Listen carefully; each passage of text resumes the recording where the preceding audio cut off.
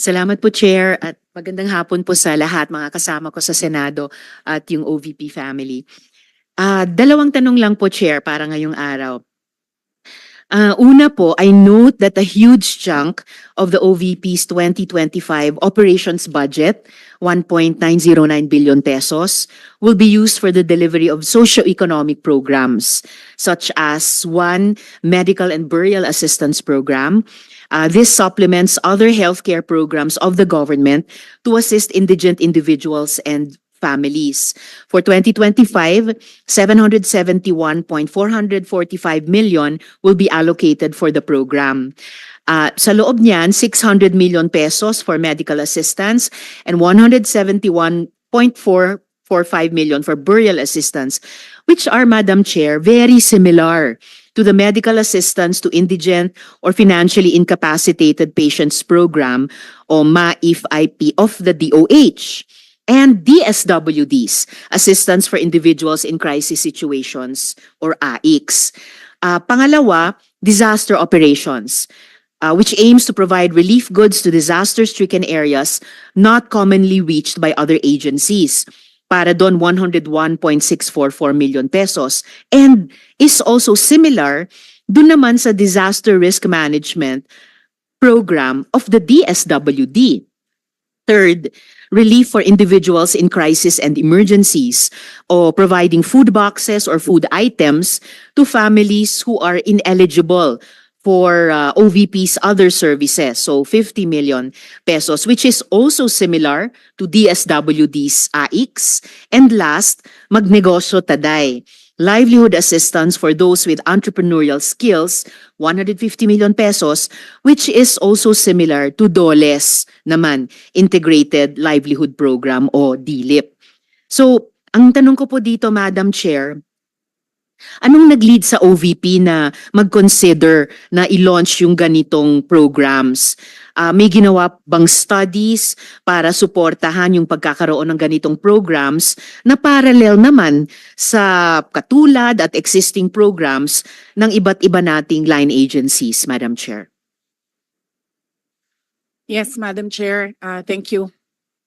Noong ako po ay nangampanya, tatlo lang po yung sinabi ko na plataforma. Una po, trabaho. Pangalawa po, edukasyon. At tatlo, mapayapang pamumuhay para sa ating mga mamamayan. Nung pumasok po kami sa Office of the Vice President, tiningnan po namin ang mga pinakamaraming requests ng ating mga kababayan. Una-una po, ang lagi po naming natatanggap na request ay medical and burial assistance. Pangalawa po ay financial assistance. Pangatlo, lagi silang humihingi ng tulong sa pagkain. At pang-apat, very recently, sa tali ng mga requests, no? Yes, sa tali ng mga requests is yung educational assistance na sinasabi ng mga kababayan natin. Sinasabi namin lagi sa kanila, libre naman yung public schools. Ngayon ay libre na rin yung higher educational institutions. Pero sinasabi nila nahihirapan kasi sila sa plete, nahihirapan sila sa pabaon ng mga bata at sa pagkain ng mga bata. Kaya meron kaming bago, ito yung educational assistance. At ang panghuli naman, lagi naming natatanggap na request galing sa ating mga kababayan ay kapag sila ay naging biktima ng disaster, whether man-made or natural disasters. So sila po ay lumalapit sa Office of the Vice President. Totoo po, merong mga ibang local government units at ibang national government agencies na ganito po ang kanilang programa. Pero po, nung ako ay umupo as a Vice President, I took an oath, and doon sa oath, I said that I will do justice to every man. So hindi po kami pwedeng humindi sa mga tao na humihingi ng tulong, lalong-lalo na ay kaparte ng gobyerno ang Office of the Vice President. Salamat, VP, Madam Chair. Sabi nga ng VP, Madam Chair, libre na yung public school, libre na rin yung higher education, bagamat ni-note nila na sinasabi ng mga nagre-request na nahihirapan pa rin sila sa ilang mga programs na nakalodge sa ilalim ng libreng edukasyon na iyan. Kaya nga kinonsider nilang mag-launch ng ganitong mga katulad na programs. Iko-consider ba ng VP na i-lodge na lang yung mga budgets nitong mga programa dun na lang sa mga line agencies natin. Tapos mag-request na lang ang OVP ng allocation para in sync sa priorities ng executive department sa halip na magkaroon pa ng hiwalay pero magkatulad naman na programa, Madam Chair. Madam Chair, we only submit the budget and we leave it to the discretion of all the members of Congress to decide on the budget. We can only propose a budget for the Office of the Vice President. Pero magbibigay po ako ng halimbawa kung ganun po ang gagawin natin. Tulad po ng AIX ng DSWD. Kapag meron po kaming nire-refer o binibigyan ng endorsement ng AIC sa DSWD, kadalasan po nasagot sa amin ay hindi pwede dahil galing yan sa Office of the Vice President at kalaban yan. Minsan po, totoo yan na pupolitika ang assistance para sa ating mga kababayan. Kaya po, uulitin ko, ang mga tao naman kasi hindi sila tumitingin sa politika. Tumitingin lang sila na itong opisina na ito ay opisina ng gobyerno at pwede kaming humingi ng tulong doon. And so I go back to the oath that I shall do justice to every man at kaya po kami nandito at kaya po kami merong mga ganito na mga projects sa Office of the Vice President. Salamat VP, Madam Chair. Wini-welcome ko yung sinabi nila na the VP would leave it to the discretion of the members of Congress. Medyo nagitla ako nung sinabing minsan pag may nire-refer ang OVP para sa AIX, ang feedback ay kalaban niyan. Dahil Madam Chair, I believe tayo sa Kongreso when we appropriate the budget, merong implicit na assumption tayo doon na pagkatapos, in the exercise of our oversight function, yung parehong level ng professionalism we demand of ourselves ay presumption of regularity, ina-expect natin sa lahat ng members ng executive, lalo na when they are working together. Kaya, gaya ng sinabi ko kanina, wini-welcome ko yung sinabi ni VP na they would leave it to the discretion of the members of Congress, and tayo naman ay hindi tayo bibitaw sa mahigpit nating pag-ensure na these programs be implemented by the appropriate agencies o kahit in collaboration with each other na naaayon talaga sa tamang standards above partisan politics. And therefore, at the proper time, Madam Chair, gagawa ako ng proper motion para i-lodge yung budgets ng mga programang ito sa line agencies na may klarong opportunity for OVP na mag-request for allocation as for other offices in the executive. Yung huling tanong ko sa ngayon, Madam Chair, for 2025, one of the OVP's programs, Pagbabago Campaign, 1 Million Learners Entries, involves the provision of bags to 1 million learners in remote communities while initiating tree planting activities. This gets an appropriation of 100 million pesos. Part of this campaign is an allocation of 10 million pesos for the distribution of Isang Kaibigan books, a children's book authored by the VP. Pwede po bang sabihin ni VP sa atin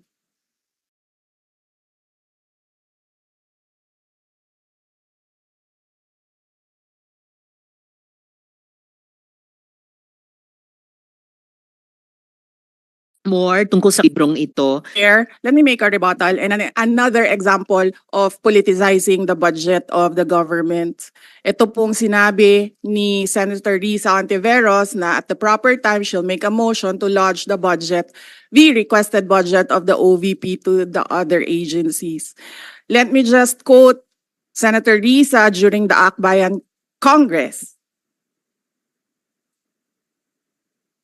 Alam ko po na ang daming kalat ni Duterte na hirap tayong linisin. Ang kadiliman noong panahon niya ay talaga namang nanuot sa ating lipunan para mansa na napakahirap tanggalin. At habang ang anak niya ay may kapangyarihan pa, hindi magiging madali ang ating laban. While VP Sara is in power, the threat of a full-blown Duterte comeback is still a very real and present danger.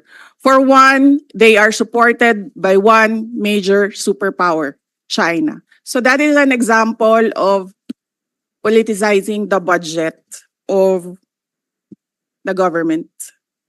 May we request, Madam Chair, that Senator Risa Ontiveros repeat the last question.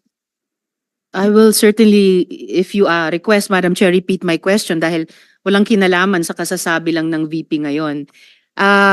Alam nating lahat na miyembro ng iba't ibang partido, yung speeches natin sa ating mga kamiyembro sa mga party congresses ay hiwalay na event dito sa budget debates. So, I really take exception dun sa sinabi ni VP na rebuttal iyan dahil halimbawa ito sa politicizing. In fact, wala akong tinanong tungkol sa China o kahit sino pa mang ibang bansa dito sa budget hearing na to.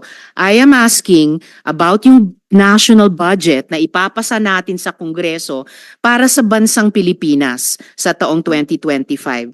At ang pangalawang at huling tanong ko sa ngayon, before I make at the proper time, propose an amendment which may or may not be accepted by the chair and by the colleagues para nga mas i-align ang mga kaperahan natin lalo na't masikip ang fiscal space natin dun sa mga appropriate programs sa appropriate agencies na malayang-malaya ang OVP makipag-partner sa kanila tulad ng sino pang opisina sa executive. Ang tanong ko po ay ilang mga libro ng isang kaibigan ay bibilihin at i-distribute at ano, if the VP could tell us more about the contents ng librong ito. Madam Chair. Madam Chair, the book is not for sale. We only pay for the publication of the book. And we will send Senator Ontiveros a copy so that she will know what is the content of the book. Oh, this question is not only for me, Madam Chair, para rin para sa mga kasama dito sa budget hearing. Baka ilang araw pa bago mapadala at mabasa ko, which I certainly will. But I am asking a question bilang isang mambabatas sa head of agency ng isang opisina sa executive dito sa budget hearing na to. Simpleng tanong. Tell us more about the book, isang kaibigan, at ilang kopya nito ang bibilihin ng gobyerno sa halagang 10 milyong piso at i-distribute sa kasama ng mga bags sa 1 million learners sa remote communities, Madam Chair. Madam Chair, this is an example of politicizing the budget hearing through the questions of a senator. Ang problema niya kasi, nakalagay yung pangalan ko doon sa libro. At yung libro na yan, ibibigay namin doon sa mga bata. At yung mga bata na yan, may mga magulang na boboto. At yung pangalan ko ay nagkalat doon sa kung saan man ibibigay yung libro. Madam Chair, we commit to send tomorrow everyone in this room a copy of the book. Madam Chair, hindi ko maintindihan yung ugali ng ating resource person. It is a simple question. Paulit-ulit na this is politicizing. Ang VP ang nagbanggit ng salitang boboto. Wala akong sinabing boboto. I'm simply asking, hindi ko ma-imagine we're making so much trouble, so much fuss about a 10 million peso item na itinatanong ko lang simpleng, what is the book about? At ilang kopya ang bibilihin ng gobyerno sa halagang 10 milyong piso at i-distribute. I don't appreciate this kind of attitude, Madam Chair. Usually, ang resource persons natin ay nagbibigay ng parehong institutional courtesy sa legislature na ibinibigay natin sa executive. I don't appreciate this kind of attitude. Tolentino, do you have Madam Chair? Madam Chair. Yes, Madam Chair. Hindi ko rin maintindihan ang ugali ni Senator Risa Ontiveros. And I do not appreciate, ano yung sinabi niya? I do not appreciate this kind of behavior and attitude. Madam Chair, noong 2016, tumatakbo si Senator Risa Ontiveros na senator, nakailang talo na siya. So, Dalawa, Madam Chair. okay, dalawa. Natatakot siya sa pangatlong talo niya, kaya pumunta siya sa Davao. Humingi siya ng tulong. Tinulungan siya ng isang kagawad ng Davao na ngayon hindi na siya sinusuportahan. Humingi siya ng tulong sa akin, thinking na hindi mananalo si President Rodrigo Duterte. Kinausap niya ako ng kinausap doon sa law office ko sa Davao City. Sabi ko sa kanya, o sige, tutulungan kita. Chinika niya ako ng chinika. Tapos umalis siya. Siyempre, hindi naman siya tumutulong kay Pangulong Duterte. Hindi din totoo yung sinabi ko na tutulungan kita. Tinext niya ako. Pwede ba akong mag-follow up sa hinihingi kong tulong sa boto dyan sa Davao City? So sabi ko sa kanya, okay, sige. So, tinawagan ko at sinabihan ko at pinakiusapan ko ng pinakiusapan si former Congressman Milen Garcia. Sabi ko sa kanya, Kong, tulungan mo ito. Bigyan mo na lang ng ilang barangay mo at ilang mga leaders mo. Ayaw pa siya tulungan ni former Congressman Milen Garcia. Pinakiusapan ko ulit, Kong, please tulungan mo na lang. Nanalo na siya at nung nanalo siya, anong ginawa niya? Siya ang pinakaunang umatake kay President Rodrigo Duterte. Anong tawag sa ugaling ganito? With due respect to our resource persons and also our colleagues, I think this doesn't really, I understand there's history among all of us here, but I think that we should really stick to the budget, and I think this is just being very objective. I would like to ask also, since we're going to be furnished a copy tomorrow, we can look at it and evaluate what the content of the book is.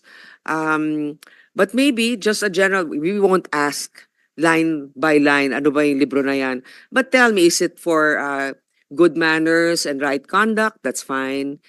Is it science? Is it history? So maybe just a general one, so we can just answer it. Because I understand that every office will have its own advocacy and initiative. So, but then, I don't think it's also wrong for us to be curious what it is about. So just a general one. Any of the undersecretaries can tell me what the topic of the book is. Is it history? What is it? Madam Chair, the explanation is in the title, Isang Kaibigan. It's about friendship. Okay.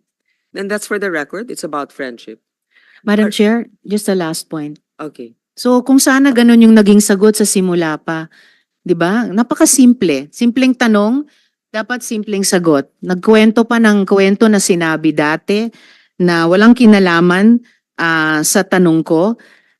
Just for the record, as a last point, Madam Chair, this is public funds and we're making inquiries about them. Budget hearing po ito.